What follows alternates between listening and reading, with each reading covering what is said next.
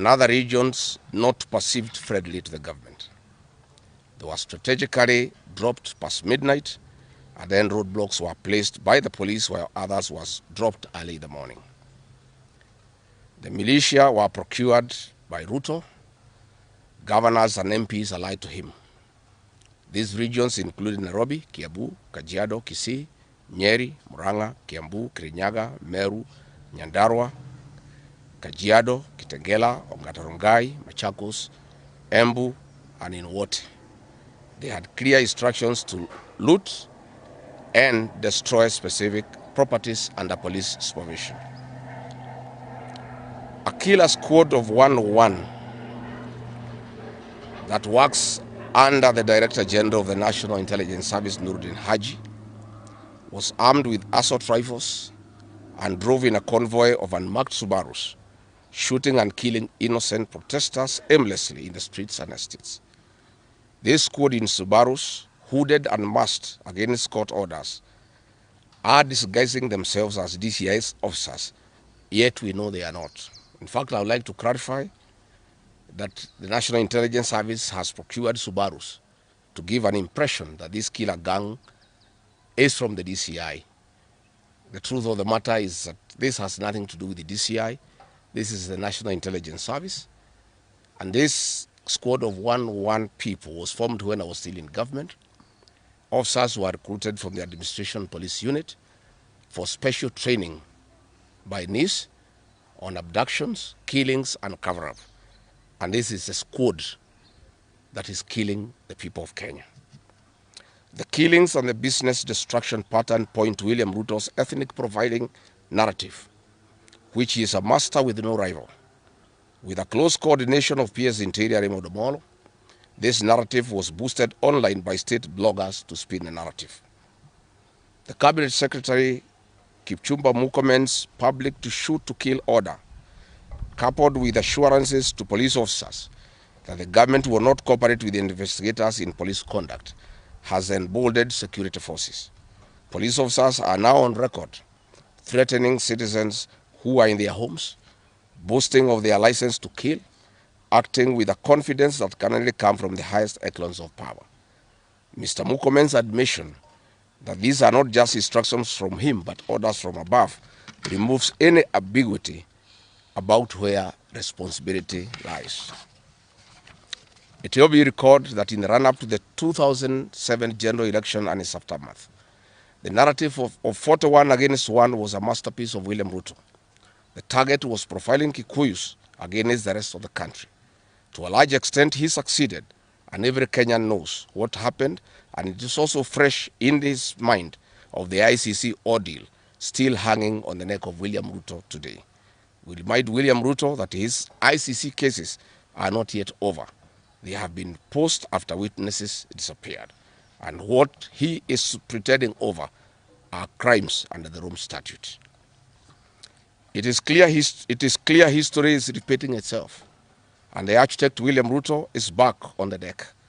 He is hell-bent to finish his unfinished business with the people of Mount Kenya, destroy their businesses and make them black sheep of Kenya. Despite this horrible experience, the people of Mount Kenya voted William Ruto to a man in 2022 general elections against the advice of President Uhuru Kenyatta, whom Mr. Ruto had branded as a drunkard and a useless leader. Today, the people of Kenya, and especially the Mount Kenya region, feel sorry that they did not heed to the advice of Uhuru Kenyatta. These state-sponsored militia were key in torching of various parts of the country with ease of police assistance to prefer terrorism charges on specific people from the Mount Kenya region. So far, about 50 young people are in courts in trumped-up charges of terrorism in scenarios of state-managed crimes by the state. Again, this is a clear onslaught on the Kikuyu nation. A case in point, when a police station in Mawego in Homa Bay County was torched, the suspects for that particular crime have been charged with arson. But when a police station is alleged to have been torched in Kiambu, suspects from the Kikuyu nation are charged with terrorism charges. This is serious ethnic profiling. Last night, in Juja and Kirinyaga, these state-sponsored militia invaded various businesses. Luckily in Kirinyaga, after Wananchi went to Sagana police station and they refused to act, saying they had orders from above not to interfere, the people organized themselves and repulsed the militia. Mr. Ruto's ethnic profiling has led to the destruction of the foreign properties belonging to the people of Mount Kenya. Maguna supermarkets in Meru, Kahawa West and Murang'a. Nice supermarkets, hotel and petrol station, and nice city in Mwea in Kirinyaga. County supermarkets in Kabati and Kirinyaga. Power Star supermarkets, Quick Mart supermarkets in Eastern Bypass, Shell and Total Mini markets in Roiro, Chill Post Hotel in Gong, Boju Shop in Keserian, Homegrown Supermarket among others, and the Family Bank in Kahawa and Roiro. Notably, in Meru, these state-sponsored militia tried to attack Meru Dairy Processing Plant and were repulsed by workers. In Nyeri, they further tried to attack Wakulima Dairy in Mukurweini, and the attack failed. We urge our businesses to heighten security surveillance on their business premises and production lines, especially the KTDA, coffee factories, milk processing factories, among others. We take note that in Meru, on Sunday, the 6th of July, at an event attended by CS Kipchumba Murkomen, the MP for Bori, Mugambire Dikire, indicated that a supermarket would be attacked the following day. As sure as December 25 is Christmas, and true to his word, Maguna supermarket was touched by the state-sponsored militia, which the MP was private to. Why hasn't Mugambire Dikire been arrested? How did he know that a supermarket would be attacked? This is selective justice. The evidence that these militias are state-sponsored is plain for all to see. Videos circulating widely show police officers not merely failing to intervene, but actively transporting armed groups who proceed to unleash destruction with apparent impunity.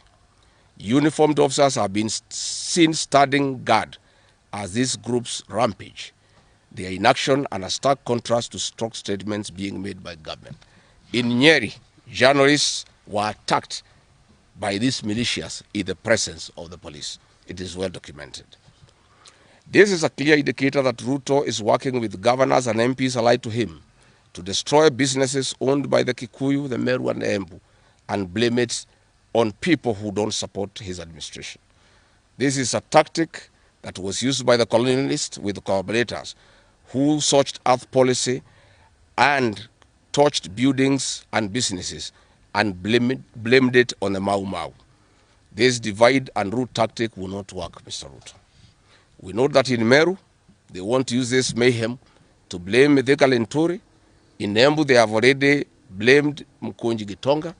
In Kitengela, Iron Gong, they want to target Senator Seki and MP Onesmus Ngogoyo. In Nyeri, they are trying to haunt Honorable Kagusha. And in Kirinyaga, they are targeting Senator Murango. We want to remind President Ruto that it is not the Kikuyus who want him out of office. It is the entire people of Kenya. Kenyans are suffering equally across the country. That is why Kenyans have said, if you, Mr. William Ruto, believe that it is the Kikuyus who want you out, then all Kenyans are Kikuyus. I want to thank the people of Kenya for standing out against this tribal profiling of the Kikuyu. The people of Kenya yesterday did wonderful by saying that the Kikuyus should not be profiled. This morning, I've seen Ruto quivering and wailing in uncontrollable anger. Mr. Ruto, excessive anger is not a solution. I want, with a lot of humility, to advise you to stop being angry. That will not help. You need to know what you need to do because you have not been listening to the people of Kenya.